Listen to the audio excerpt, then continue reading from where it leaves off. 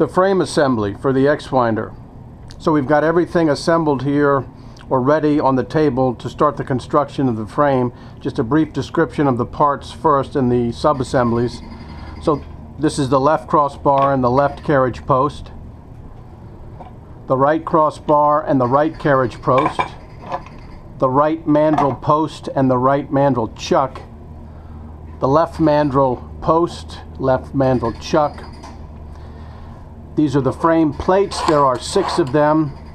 These are for the corners, for the center pieces, the frame plates. Our 1/4-20 button heads. These are our T-nuts. We only need 1 double T-nut, our rubber feet. And we've talked previously about the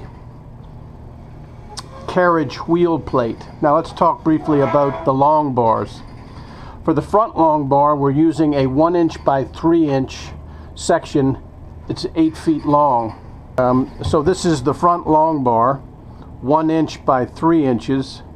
That we could use any number of long bars. In this case, for the front, this is a 1" by 1" long bar. The only we could, in fact, we'll build we'll use this 1" by 1" section as the front long bar. The only piece of machining that we need to do here is to put in 2 1/4" diameter holes that are a 1" apart, and they're a 1/2 inch from the end and 1½ inches from the end. That will seat the left mandrel post. That's all you need to do to prepare the long bars. For the rear long bar, we are using 2 1" by 3" sections. So here's a quick picture of that, 1" by 3" sections. So it gives us a total of 6 inches. We could, in fact, use, if we wanted to, 6 1" by 1" pieces, all lined up together to form a 1" by 6" width rear long bar.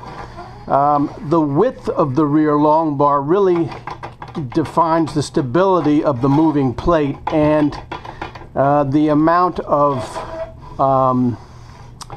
fore and aft rigidity that the plate maintains as the wheel. Obviously, the wider the wheelbase, the better supported that it is. And so when you're selecting your long bars, that should really be the primary consideration as to the sort of the sturdiness and the weight of each of the long bars. Now let's talk about metric long bars for a second.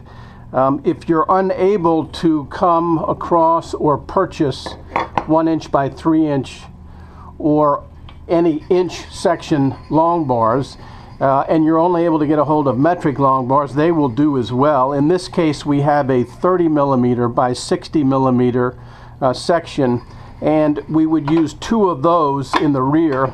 The wheels obviously would then get realigned a little bit. This is an 8mm gap typically for the metric section. We do have a second set of wheels that are suited for the 8mm gap. So we could use those 2 sections for the rear long bars, and again, we want as much width as possible. If you could find, for example, a 30mm by 120mm single section, then you would only need 1 rear long bar, and the wheels would accept, in fact, the width of the wheels or the wheelbase can only go up to about 120mm or 6 inches. So in any event, we'll use 2 of those for the rear. For the forward long bar in a metric section, you could use a single 30mm by 30mm section as your front long bar, and that would do fine. The only problem that you'll have is that when you mount the right carriage post, that the right carriage post in this case is allowed to slide back and forth, of course, depending on the length of your mandrel. So in this case, this L section would simply come around to the front and not be on the sides, and you could use a 30mm by 30mm single aluminum extruded long bar.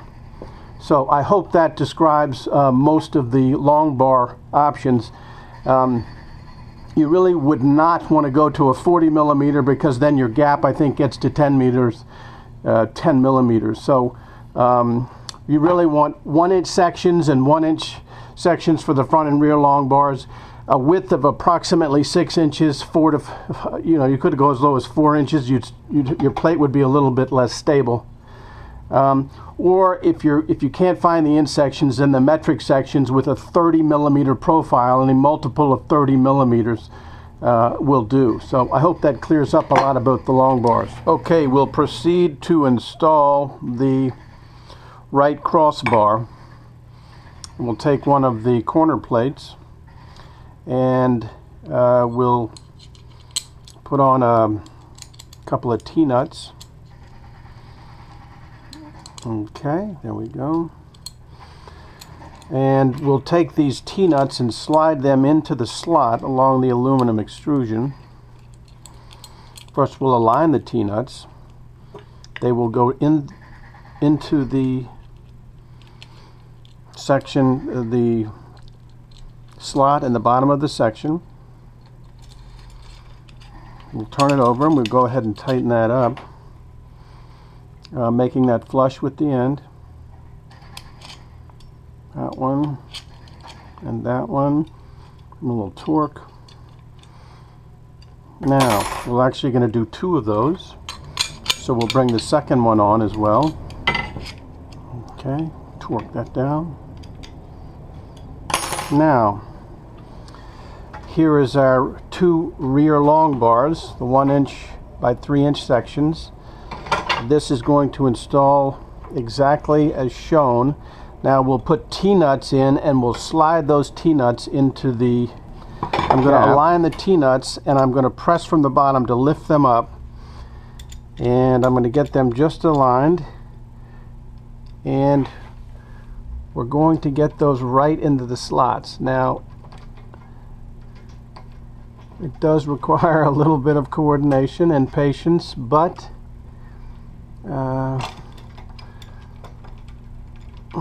we'll get it in just a second. That's 3 engaged. There is the 4th. Okay, now we're just going to repeat this 3 additional times for each corner of the frame. There's a couple of things we're going to need to remember, because at this point we have now closed off the channels, at least for the right end, and we need to get a couple of things in these channels that we don't want to forget about, or else we'll have to disassemble the frame and then reassemble it. So for our limit switch, we'll want to get a double T-nut in that will accept our limit switch. Also, we'll take 3 T-nuts, and in this case what we'll do in the front long bar, actually, since we're going to use the 1 inch by 1 inch section, we're going to need 2 T-nuts there that we will use to secure the right mandrel post when we're ready to install that. And additionally, so this is the center section, or the center plate. This is going to go on the bottom, but I need to get this in now so we can I'm going to use the 2 outer ones so that we don't have to disassemble the frame to put these back on. So let's put that in. I'm going to put this one in. Now to get this piece here, I have to slide it in now before I put on the left, and to do that I'm going to slide that in there. Okay, just going to leave it there. I can tighten it later. And I think that's it. Everything in the slots. Of course, we've got to have the wheel plate on now, because once we close off the channels, this is the only opportunity. Yes, it is. In fact, the only opportunity to get the wheel plate on is now. So let's go to the left crossbar and the left carriage post. We'll do the same thing over here. Them up from the bottom and get them aligned. And 4. There we go.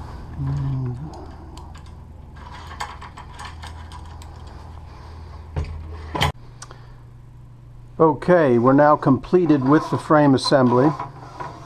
There's the carriage wheel plate, the right mandrel post, right mandrel corner plate, 2 rear mounted corner plates beneath the right crossbar and the 2 rear long bars, 2 additional corner plates under the left corner of the left crossbar and the 2 long bars, a forward corner plate under the front long bar and the left crossbar, the left mandrel post, rubber feet installed,